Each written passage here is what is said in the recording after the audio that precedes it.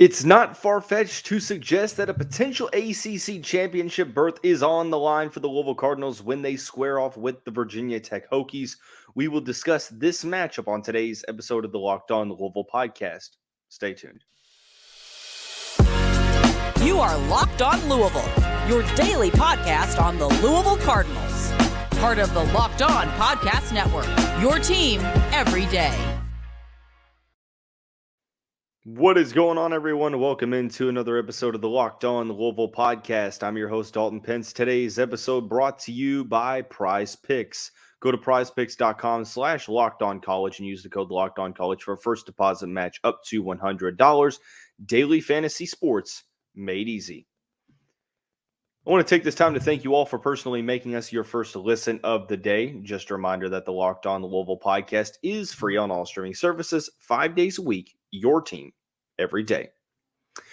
The upcoming matchup for the Louisville Cardinals against the Virginia Tech Hokies has a ton of importance when it comes to ACC championship opportunities. Louisville and Virginia Tech, the only two teams in the conference that currently only have one ACC loss. We'll talk about what's at stake for Louisville against Brent Pry's team. We'll also talk about just how good are the Hokies. It's not as easy of an answer as you may think. And then to conclude the show, we'll talk about the men's basketball team losing an exhibition game to Kentucky Wesleyan on Monday. So, football talk, basketball talk, going to be a fun episode of the show. First, for starters, the Cardinals back in action this weekend as they host Virginia Tech. 3:30 kickoff this Saturday at L&N Cardinals Stadium. Louisville comes into this matchup ranked 13th in the country, 7-1 overall, 4-1 in conference play. Currently, they are in sole possession of second place in the conference. Virginia Tech right behind them, however, at 3-1. So obviously, this game in particular, the main thing that is at stake here is potential ACC championship berth opportunities, because I'm not saying that if Louisville were to lose this game that they couldn't get there, but I'm saying that if you do lose it, it makes the journey tougher. It presents more obstacles. You look at the remaining games for the Cardinals. There are 3 ACC games. Virginia Tech has to play one more ACC game than Louisville does. But it's Virginia Tech, Virginia, and Miami. And that's not a big of a cakewalk as you may think. Although they should beat Virginia, they should beat Virginia Tech, and they probably should beat Miami as well. But Virginia Tech, you look at their side of the schedule, it's a very winnable last 3 games after Louisville. You have at Boston College versus NC State and at Virginia. The issue is, once you get to that middle part of the conference, it's really hard to dissect how good each team is, because it feels like there's so much inconsistency from a week in, week out basis, right? I mean, you see North Carolina is losing to Virginia and Georgia Tech. Virginia Tech is beating the brakes off of Wake Forest and Syracuse. And you see other teams that are playing really well as well. NC State beat Clemson. So for the issue is that the Cardinals at this point in time control their own destiny. And it goes without saying that if you lose to Virginia Tech, it gets a little bit trickier. Granted, it gets really, really tough, because then if you lose to Virginia Tech, you put Virginia Tech at 4-1, Louisville at 4-2 in conference play. And then, assuming that, really, I mean, this is under the assumption that you go into a 2-way tie. Head-to-head matters. And if it comes down to Louisville and Virginia Tech tied at the end of the year, let's say Virginia Tech loses one of their final 3 games. Well, even that point, more than likely, unless it's a 3-way tie and there's a different overall judging factor on who gets that spot, you would assume that at this point in time that a head-to-head victory over said opponent would give that team more of an advantage. So Louisville losing to Virginia Tech makes it to where the Hokies would have to lose twice, theoretically, for Louisville to get to a spot in the ACC Championship. That's why when you talk about the last 3 games, now this is a hypothetical situation, if you knew that Louisville was going to lose one of the final 3 ACC games, you would almost want it to be Virginia. Because at this point in time, if you lose to Virginia and you still win the last 2, you're going to finish above the Cavaliers in the standings already by default. But it's when you lose to a team like Miami or Virginia Tech to where it really sort of now makes it to where maybe Louisville's going to need a little bit of help to get to that spot, because Virginia Tech would be the sole one-loss team in the conference. And that would make it really tough to where, the worst team you could lose to out of the next 3 for the Cardinals is Virginia Tech, because of, both teams being even in the loss column. Now, granted, I do think that a loss against any team in the ACC is not ideal. And I'll say that. I mean, you have to go out there and handle business over these next 3 games if you truly want to make sure that you get into that spot, because as it stands right now in early November, first week in November, the Cardinals control their own destiny. We've talked about that. They went out and they are in the ACC Championship. Very real possibility, but they have to handle business. So what's at stake here? Mainly, it's pretty obvious. It is the ACC Championship implications on this game, what a win could do. It gets you that much closer. If you win this game, you put Virginia Tech in the 2-loss column, and you have a couple of those teams that, they could fall into the 3-loss column or they could rise up. I look for that group that has, 1, 2, 3, 4, 5, 6 teams right now, 2-2, or at least 3-2 or 2-2. Not all of them are going to have 2 losses come this time next week. I mean, NC State plays, I think it's Miami this week. Yes, NC State plays Miami. So by default, somebody's going to be, falling into that next tier. So there's a lot that's going on in this game. I think on the field and from a schedule standpoint, it's very clear. But I think from a perception standpoint, from a program standpoint, it just continues that upward trend of momentum. If you were to win this game, the perception grows, because it's obvious that there was a clear difference, and there was a complete and absolute difference of how the national media and landscape perceive Louisville to be according to their schedule, and what the college football playoff committee believes about Louisville. Because most would have probably said the Cardinals would land around 15, maybe a little lower, but they rose all the way to 13. So that shows me that they're looking at this Louisville team, and it's saying that, hey, maybe it's the eye test. Maybe they look and say, yeah, Louisville is the 13th best team in the country. Or maybe they're saying that, hey, look, people bag about their schedule and they absolutely, diss them over the schedule. But look at what they've done. They've handled business. They've won ranked games. They've got 2 ranked wins under their belt. They're 7-1, so on and so forth. So I think that there's a really large deviation between the 2 parties. So I think that a win for the Cardinals here, granted Virginia Tech is 4-4. So I don't necessarily think that they're as good as Duke. They're not on Florida State's caliber. They're probably not as good as Notre Dame. They're a respectable team, but you'll hear in the next segment when we talk about the spread that this is a game that Louisville should win if they handle business. So I think that from a momentum standpoint, from a perception standpoint, it just continually, pushes the pendulum in that direction to where the momentum is swinging in that direction to where this program is getting more publicity, getting talked about more in notable ways, etc. So, I mean, the main thing here for me, what's at stake, it's very clear. It's potential ACC championship implications. Now, granted, that is the case every week that is a conference game, but even more so this week as we get into that waning half of the conference slate. 3 games left, one of them against the only other team in the conference with 1 loss. So that's the main thing to focus on here. But the thing about it is, like we mentioned, the spread is pretty interesting for this game. I'll be completely honest.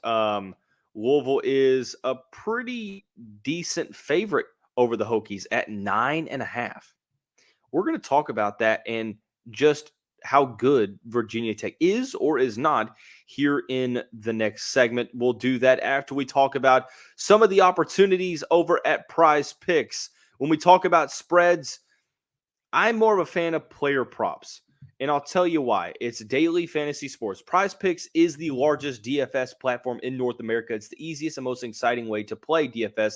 It's you against the numbers. Instead of battling thousands of other players, including professionals and sharks, you pick more than or less than on 2 to 6 player stat projections and watch the winnings roll in. It's the most fun I've had. I've won up to 10 times my money this football season, literally in just a month. And you can play in basketball season too, which makes things more interesting. It even offers a reboot policy so that your entries stay in play even if one of your players gets injured. For football and basketball games, if you have a player who exits the game in the first half and does not return in the second, that player is rebooted. PrizePicks is literally the only daily fantasy sports platform with an injury insurance policy. So go to prizepicks.com/LockedOnCollege. Use the code LockedOnCollege for a first deposit match up to $100. Once again, prizepicks.com using the code, prizepicks.com/LockedOnCollege using the code LockedOnCollege for a first deposit match up to $100. Hey, Cardinal fans, college football continues to get closer and closer to the postseason, but make no mistake, Locked On continues to kick up our coverage with Locked On College Football Kickoff Live. Each Friday, Locked On will go live at 11 a.m. Eastern Time on every Locked On College YouTube channel. College Football Kickoff Live will cover playoff implications, the conference rivalry games, while also going in depth like only Locked On can, including insight and analysis from our stable of Locked On College hosts covering their team every day. Find Locked On College Football Kickoff Live every Friday at 11 a.m. Eastern Time on any Locked On College YouTube channel. You won't want to miss it, so be sure to stay tuned. The main question heading into this game, and it goes without saying, is just how good are the Virginia Tech Hokies? And I'll be honest, I keep going back and forth. I've watched them a couple games this season, more specifically the last two, and they've looked solid. They have 2 blowout wins against Syracuse and against Wake Forest. But it's also worth noting that Syracuse is 0-4 at the bottom of the ACC, and Wake Forest is 1-4 in conference play. Both of those teams are 4-4. So it begs the question, just how good is Brent Pry's team? And I'll be honest, like I mentioned, it is very tough to answer that question because a couple things I look at is I like to look at the numbers. I like to look at their home and road splits. And I also like to look at what there are in terms of similarities in the schedule. And at this point in time, there's just not really that many similarities at this point. Virginia Tech started out 1-3, dropped 3 straight games to Purdue, Rutgers, and Marshall. They answer that with a 38-21 victory against Pittsburgh. That is the one common opponent to this point. They got blown out to Florida State on the road, and then they got 2 home wins against Wake Forest and Syracuse. So that's the main thing for me, is that it's hard to look at common opposition considering that there's not much there. So from that aspect, it's hard to tell. One thing that I found interesting, and I have to go to my bookmarks on Twitter because Troy Turbeville tweeted this, and this was the main thing for me that I think could play a huge factor in this game. He says, much like Louisville, Virginia Tech has been far better at home than on the road. Unlike Louisville, Hokies have yet to win away from home. The Hokies are 0-3 on the road, outscored 98-50, and have yet to reach 20 points in a road game. That is very interesting. They're 0-3. They lost at Rutgers, they lost at Marshall, and lost at Florida State. Now, I think that this is a better team now in early November than it was in September. So the loss against Florida State's a good team. They still lost by 22 points. You can't ignore what this team does at home versus on the road because we have this same conversation about Louisville, right? Louisville seems like it's a very, very much better team at home. than it is on the road. So that does go into play on how you look at this team. I will say, however, that Virginia Tech is playing its best ball of the season. I think that many people probably would not doubt that. The main thing for me with this Virginia Tech team, I think, is the pass rush. This pass rush has been electric over the past couple of games.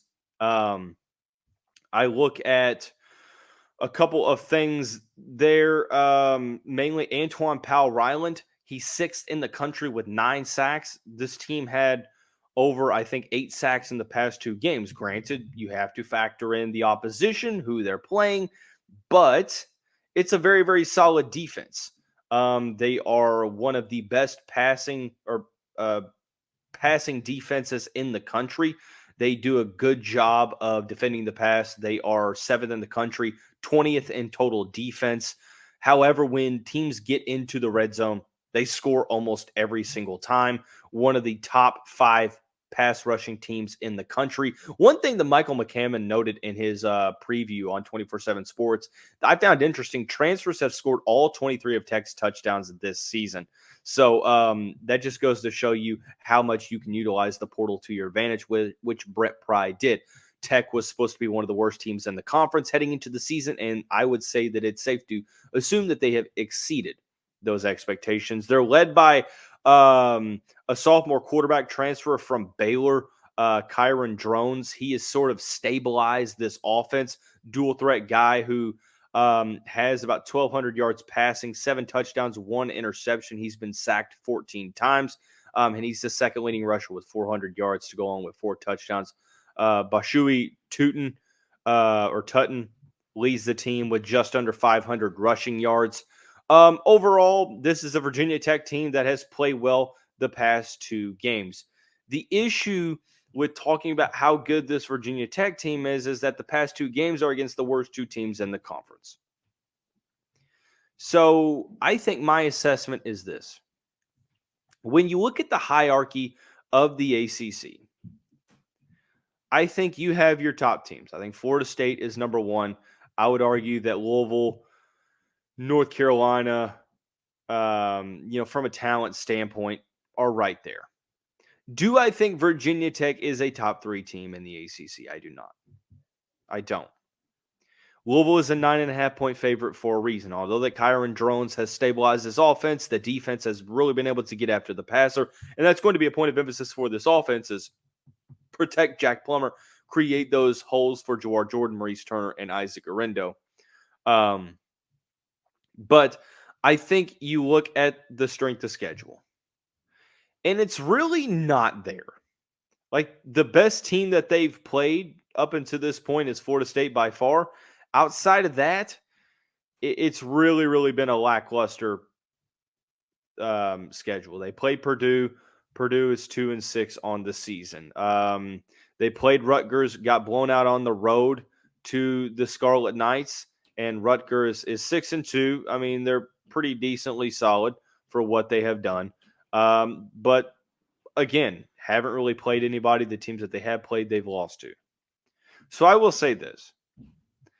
I think Virginia Tech is one of the hottest teams in the conference. I think they're playing well. I think that they're very well coached. I think that they are taking advantage of their schedule. I don't think they're on Louisville's level. But I do think that the Cardinals have to make sure that they handle business, play to their level of play that we know they can, like they played against Duke and Notre Dame. And you should beat this Virginia Tech team by more than 7 points. However, if you go into this matchup and you come out flat and you turn the ball over or you can't really get anything going offensively, you give up big plays on the defensive side of the ball, this team can beat you.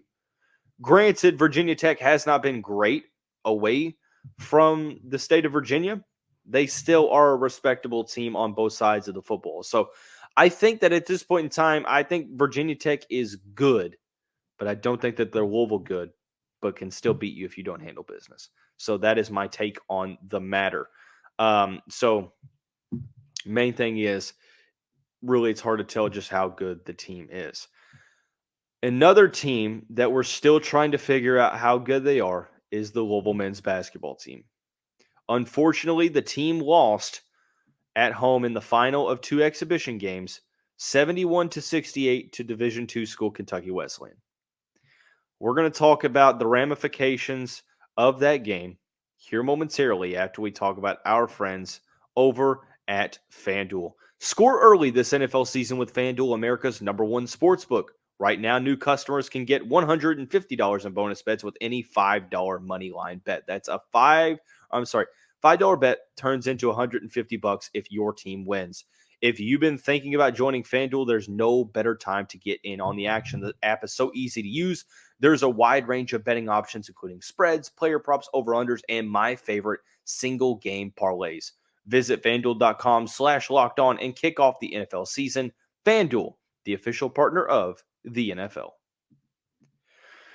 Heading into the final segment of this Locked On Louisville podcast, I really wasn't planning on discussing too much about men's basketball this week as we prepare for Virginia Tech. However, we've gotten some requests to talk about this, so I figured I would. Obviously, we know that Kentucky Wesleyan defeated Louisville 71-68 in the Cardinals' final exhibition game of the preseason. And I think it now has a lot of people kind of questioning what they're going to see from this team. I will say that I mentioned there was a ton of, differentiating opinions. There are 2 schools of thought. There was the group of people that suggested that Kenny Payne was not the right guy for the job, and there was the group of people that suggested that he was, that you just need to give him time. I have said multiple times, my stance on exhibition games is that there's not much really to take away from them if you win.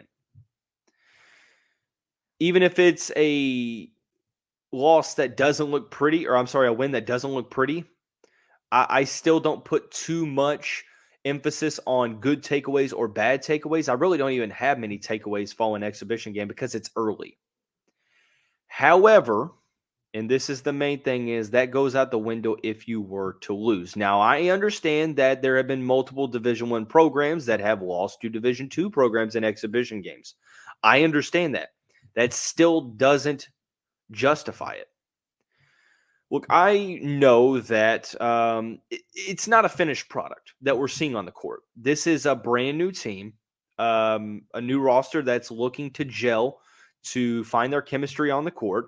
And I think that it's noticeable that there is more talent on this year's team than there was last year's team. But even with the shots not falling, and it is what it is, I wasn't expecting a finished product. I was expecting, Louisville to go out there, handle business, show some improvement, show some more improvement on both sides of the court, and get to a spot to where you head into that Monday evening game against UMBC with a little bit of momentum. And I understand in the loss against Kentucky Wesleyan, the Cardinals did not shoot the ball well at all. They were 16 of 47, 5 of 19 from the three-point line. They made 31 free throws, and they lost the game. Now, granted, Kentucky Wesleyan made 20 of them, but still they ended up losing the game. The main thing for me was the effort on the boards. Getting out-rebounded 47-33. I'm sorry, 47-33. I was looking at the wrong column. 47-33 against a team that did not have much height. It's not able to be spun in a positive light. That is just not acceptable, to be truthfully honest. And you ask anybody in the program, they'd probably tell you the same thing. I personally came into the season knowing that, you say what you want, but at the end of the day, the only thing that matters is winning the games. And, you can say what you want, but the bottom line was that the belief was that this team is going to win a considerable amount more than they did last year. What I've seen from this fan base is I talked about those 2 groups, and there's the one group that believes that he shouldn't have got a second year, that he's not the right guy for the job and that this is going to be a lost year. And there's the group of fans that believe that, hey, look, you don't understand how broken this program was when Kenny Payne took over. He had a lot of work to do. He's got his players in. Give him some time and be patient, and let's see what this year holds.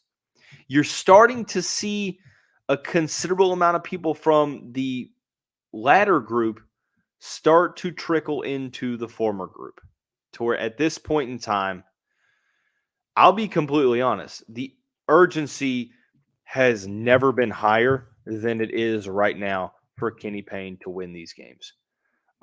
You look at the schedule and how it presents itself, and I mean, there's already national attention around Louisville for losing the exhibition game. The 3 opening games, I would venture into saying Louisville needs to win all 3 because the perception won't change until you start to win. The main thing for me in this exhibition, the questions that I had, I didn't necessarily come away feeling any better about those questions. I saw there was more effort on both ends of the court, although it wasn't really shown in the box score. I saw that. I'm not naive enough to know that there's more talent on this team. The main thing for me is I'm still trying to figure out what the offensive identity is going to be. I saw a lot of isolation basketball trying to take a player trying to take their man off the dribble and create their own shot. And I understand that in an exhibition game that everything's not going to look pretty, but it was a problem last year is like, what's this team's offensive identity?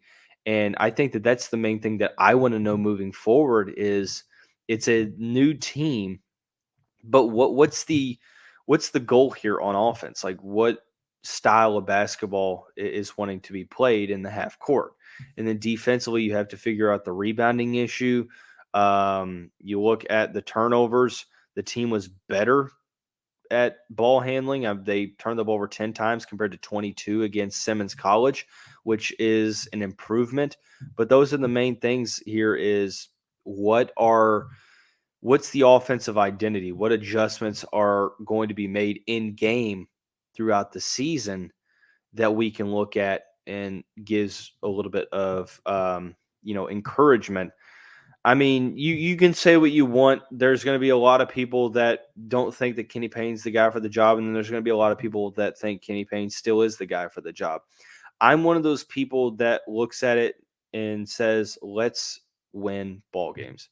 That's going to be the bottom line is can Louisville win ball games? And that's why it's extremely critical that the Cardinals go into this first part of the season and they begin to win. They've got 3 very, very winnable games, UMBC, Chattanooga, and Coppin State.